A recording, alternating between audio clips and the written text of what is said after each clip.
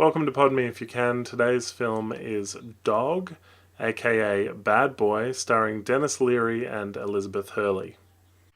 Pardon me if you can. Movie reviews. Doug Munford, Denis Leary, is a sleazy womanizer. In the opening scene, we watch him sleep with a woman only to learn that it was his boss's wife, which results in him getting fired. He heads to his grandmother's funeral only to learn he's missed it, but at the wake he meets Miss Anna Lockhart, played by Elizabeth Hurley. She tells him that he's the only name on his grandmother's will as beneficiary.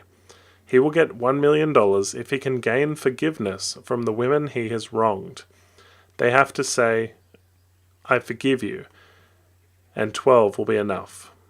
The system of choosing the girls is to go through his old Polaroids and randomly select 12. She will have to go with him to make sure he doesn't cheat. Now, the film introduces us to these girls via chapters, with a Polaroid at the start of the chapter, in the same way sort of Pulp Fiction had title cards. This one uses the Polaroids. And we meet these girls one by one and watch him get forgiven. One Polaroid is sisters, which should be tricky, but it's made really easy. He literally rollerblades up to them and says, "Hi guys," and they knock him down and yell back, "We forgive you." One of the women is now running for mayor, and she used Denis Leary's character Doug as an experiment, dating a white guy presumably. And she doesn't want to forgive him. She's the first one of a montage of girls who doesn't want to forgive him right away. However, luckily, Elizabeth Hurley is in his ear in an earpiece, and she tells him exactly what to say, so she'll say, "I forgive you," which feels like it's against the rules that were created in this will agreement. The film has a real made-for-TV kind of feel, with pretty average cinematography, and the setups and payoffs are the kind of hijinks you would expect to see in episodic television, which makes sense because the female director has a TV background.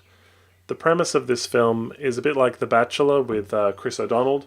In that film, he had to get married by a certain birthday to get his inheritance. However, this film also has elements of a much better film I like called High Fidelity, with John Cusack, where he's seeking all of his exes to find out what went wrong in their relationships. The film is basically a road trip between unlikely companions. One of the 12 women has passed away, and Doug meets her daughter, who's 8 years old, and calculates that he very easily could be the father of this girl.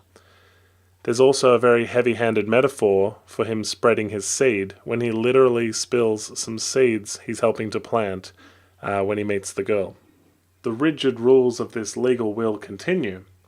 Because she's passed away, she can't forgive Doug, and so Anna's response is, "I'm not going to count this one." The film is comedic, but not funny. There's a character, Erica, who is now Eric, and very clearly is a woman dressed as a man.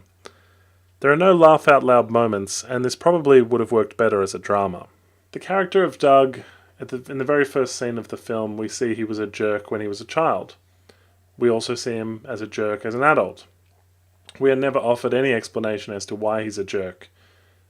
Nothing from his grandmother, nothing from his parentage, nothing from the reunions with family members at the funeral. He just is a jerk and remains a jerk for much of the movie. We do get to meet his very first love that he was engaged to. He at least promised he would marry. She's overweight now and lives in a trailer park, and she's played by Alex Borstein from Family Guy's Lois, if anyone's interested. Through the journey of the road trip, I got the feeling he didn't really change very much, and he didn't understand the point of the exercise, as he was constantly trying to trick girls into forgiving him. A quick warning here, I am going to talk about the ending of the film. It's impossible not to at this point, so if you don't mind having it spoiled, continue to watch this video. At the end of the film, the character of Anna says to Doug, "I think you've learned the sort of lessons your grandmother wanted you to learn." This seems like a really big cop-out because he hasn't gained forgiveness from his first girlfriend who he was going to marry, or the woman who passed away. He hasn't really met the expectations set out in the will. Then they kiss, which doesn't really fit here because there's been no chemistry between the two of them. And Anna sleeps with Doug, which now is like a conflict of interest because as the lawyer for the grandmother rather, giving the $1 million to her boyfriend or the man she has slept with really doesn't paint a very good picture of she could get disbarred for that, you know. However, luckily, there is no $1 million. The whole thing was a ruse. She is one of the jilted exes of Dawg. And you could see this twist coming, which is fine. But she has basically waited years to be in a position to exact revenge on him because he slept with her way back in college and ruined her 4-year experience. So, to recap, as revenge on the man that ruined her life and that she would never forgive, Anna has taken him on a 2 or 3 week road trip, helped him discover that he has a daughter, let him rekindle the flame between a few exes and sleep with them, and ultimately at the end of the road trip, sleep with him herself, which is not a huge punishment, if you ask me. There seem to be a lot of ways she could have really humiliated him and ruined his reputation and made him feel very small. There was opportunity to do that when he met Eric, his ex-girlfriend Erica, who became Eric. He was in a very compromising position with him, and Elizabeth Hurley's character interrupts and stops anything gratuitous from happening.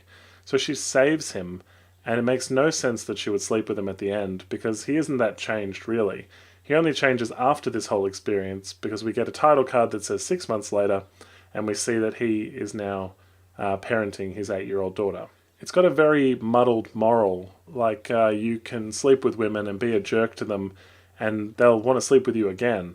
And, pretty much everyone eventually forgives you, so it doesn't really sit right. There was a redeeming feature where Denis Leary said, "I'm an asshole, okay?" which I thought was hilarious, and probably an in-joke they put in. It would probably help if you were a Denis Leary fan, you would enjoy this more.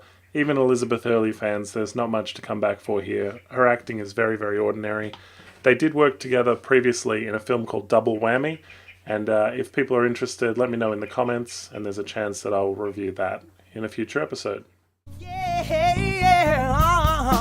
Thanks for watching. If you like what you see, please hit the subscribe button.